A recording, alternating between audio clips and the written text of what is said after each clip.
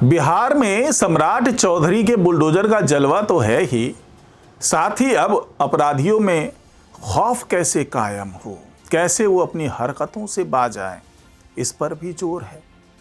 और ये जोर दिखा छपरा में, जहां पर हाफ इनकाउंटर किया गया 2 अपराधियों का।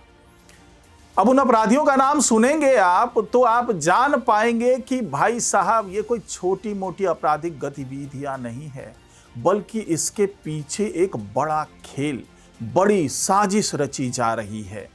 तो वो साजिश क्या है?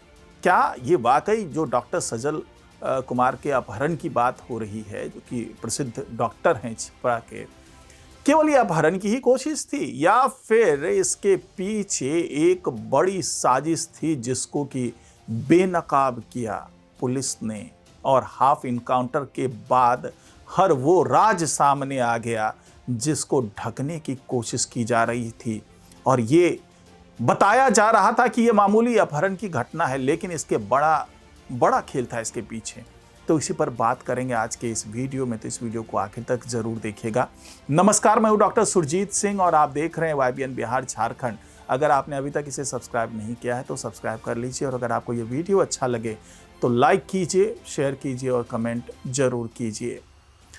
तो आपको वो दौर याद होगा, महज कुछ दिनों पहले की बात है, जब बिहार में जमकर के चुनावी सभाएं हो रही थी, जमकर के चुनावी मुद्दे उछाले जा रहे थे, और उसमें एक बड़ा मुद्दा था जंगल राज का।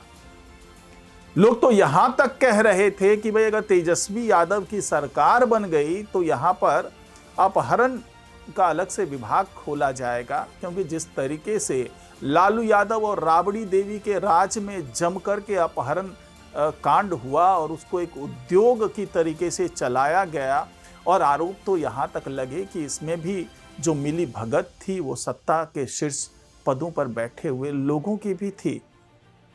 पूरा सिंडिकेट चलाया जा रहा था, पूरा जंगल राज वहां पर मौजूद था।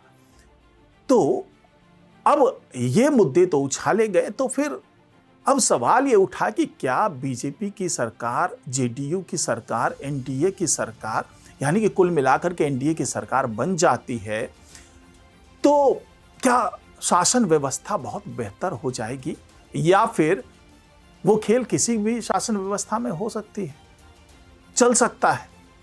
क्योंकि जिस तरीके से डॉक्टर सजल कुमार के अपहरण की कोशिश की गई, ये तो भला हो कि गाड़ी की टक्कर एक पोल से हो गई, गाड़ी दुर्घटनाग्रस्त हो गई, और जब तक बदमाश कुछ समझ पाते, डॉक्टर सजल अपनी सूझबूझ से बच गए, यानी कि पूरे किडनैपिंग की जो कोशिश थी वो धरी की धरी रह गई बदमाशों की। अब यहां पर सवाल ये उठा कि भाई जंगल राज के दौरान जिस तरीके से अपहरण का खेल खेला जाता था और इसके निशाने पर ज्यादातर डॉक्टर हुआ करते थे, तो क्या वैसा ही खेल खेलने की कोशिश की गई? और अगर ऐसा खेल खेलने की कोशिश की गई तो क्या सरकार को बदनाम करने की कोई रणनीति थी? क्या इस मुद्दे को विपक्ष उठाए इसलिए इस तरह की घटना को अंजाम दिया गया था?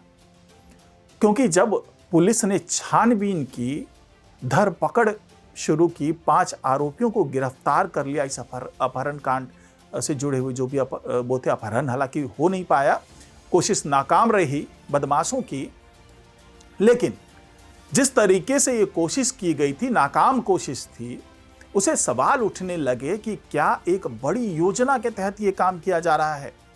यही वजह थी कि सारण पुलिस ने आनन फानन में टीमें गठित की, धरपकड़ शुरू हुई, 5 आरोपियों को गिरफ्तार कर लिया गया। उसमें से जो 2 मुख्य आरोपी थे, एक पहचान नगर के दहियावा गांव का रंजन यादव, और दूसरा था अवतार नगर के धर्मबागी गांव का सोनू राय। नाम गौर से सुनिएगा, रंजन यादव और सोनू राय। जी हां, रंजन यादव और सोनू राय, ये दोनों मिलकर के इस पूरे वारदात को अंजाम देने की जुगत में लग जाते हैं।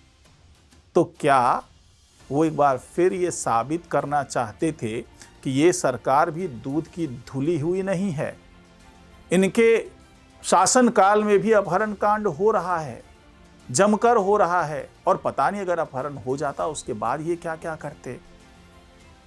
तो जब पुलिस ने इन्हें पकड़ा और जब इनसे सख्ती से पूछताछ की, तब ये कुछ भी बताने में हिचकते रहे। फिर पुलिस ने कहा कि भाई चलो तुम्हें लेकर चलते हैं जहां पर तुमने अपने जो हथियार हैं वो छुपाए होंगे। इन्होंने कहा कि हाँ भाई हमने हथियार छिपाया है, और वो रिविलगंज थाना क्षेत्र के इनई बाग बगीचा जो है वहां पर हथियार छुपाने की बात हुई।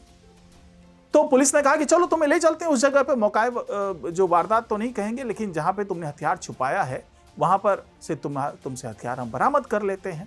जब वहां पर ये दोनों अपराधी पहुंचते हैं तो जहां पर इन्होंने हथियार को छुपा के रखा था वहां से वो हथियार निकाल करके ताबड़तोड़ फायरिंग करना शुरू कर देते हैं। पुलिस दल पर अफरा तफरी मच जाती है और ताबड़तोड़ फायरिंग जिस तरीके से हुई पुलिस के ऊपर, तो जवाबी कार्रवाई की पुलिस ने, क्योंकि पुलिस तो अब सम्राट चौधरी के हिसाब से खुली छूट मिली हुई है पुलिस को। जवाबी कार्रवाई करते हैं, दोनों अपराधियों के पैर में गोली लगती है, यानी कि हाफ इनकाउंटर वाला सीन वहां क्रिएट होता है। क्योंकि यह साफ निर्देश है कि सख्ती कीजिए और जब तक बहुत जरूरी ना हो जाए, जब तक बिल्कुल ही ऐसा ना हो जाए कि अपराधी भाग ही जाएंगे या फिर अपराधी हर तरीके से आप पर जानलेवा हमला कर रहे हैं, तो ऐसी स्थिति में आप अंधाधुंध गोली चला सकते हैं अपराधी को। अगर वहां पर मारने की भी नौबत आई, इनकाउंटर करने की नौबत आई, तो इनकाउंटर भी कर सकते हैं। यह पूरी खुली छूट दे रखी है पुलिस को। लेकिन यह भी कहा हुआ है कि भरसक प्रयास यही होना चाहिए कि किसी भी वाइटल ऑर्गन को निशाना ना बनाया जाए, बल्कि पैर हाथ इस पे निशाना बना करके अपराधी को गिरफ्तार करने की कोशिश की जाए।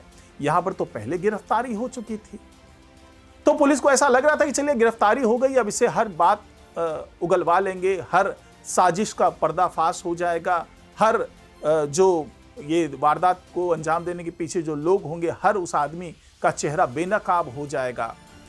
लेकिन शायद इन दोनों अपराधियों के मन में कुछ और चल रहा था, और जब उन्हें पता चला कि ठीक है हमें यह हथियार बरामदगी के लिए ले जा रहे हैं, तो उन्होंने पूरी एक योजना तैयार कर ली कि इसी बहाने में पुलिस के चंगुल से छूट जाऊंगा और उन राज पर से पर्दा नहीं हटेगा जिसको जानने की कोशिश में पुलिस महकमा जुटा हुआ है।